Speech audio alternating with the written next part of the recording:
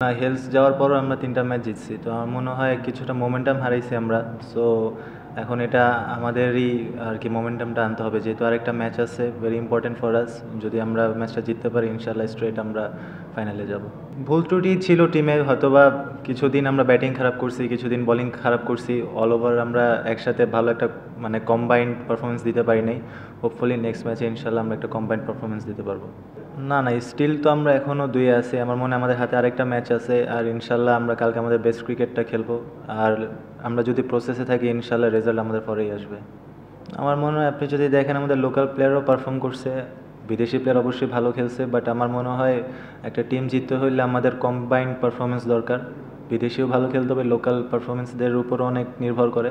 So আমার মনে হয় কম্বাইন্ড পারফরমেন্সের জন্য আমরা ওয়েট করতেছি, ইনশাআল্লাহ এটা নেক্সট ম্যাচই হবে।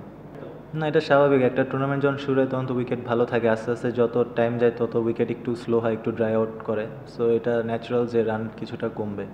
তো আমরা কোয়ালিফাইয়ের জন্য আমরা চিন্তা করে প্লেয়ার অলরেডি আমরা যাদেরকে সাথে কথা বলেছি আপনারা তো দেখছেনই, সুতরাং আমরা সময় মতো আমাদের প্লেয়ার চলে আসবে। সো আমরা এই 2টা ম্যাচে হয়তো বা যেহেতু আমাদের ব্যাক টু ব্যাক ম্যাচ, আমরা তো খুব দ্রুত কাউকে আনতে পারতেছি না, সবাই দিনে আসলে ক্রিকেট খেলতেছে, সবাই কিন্তু টুর্নামেন্ট আছে। সেই সূত্রে আমরা মনে করতেছি যে খুব দ্রুতই অথবা কালকে ম্যাচটা আমাদের অপেক্ষা করতে হবে, 3 তারিখে আমাদের যোগাযোগের জন্য যতগুলো নাম আসতেছে আপনারা শুনতে পাচ্ছেন, সবার সাথে আমাদের কথা হচ্ছে। অফিসিয়াল সোর্স থেকে বেসিক্যালি আমরা যেহেতু প্লেয়ারদের সাথে কন্ট্যাক্ট করি, তাদেরই কথা হচ্ছে যে মানে আসার আগ পর্যন্ত এটা আসলে ওপেন করতে দেয়। তাদেরই একটা কমিটমেন্ট যে আমরা আসার আগ পর্যন্ত ওপেন না করা।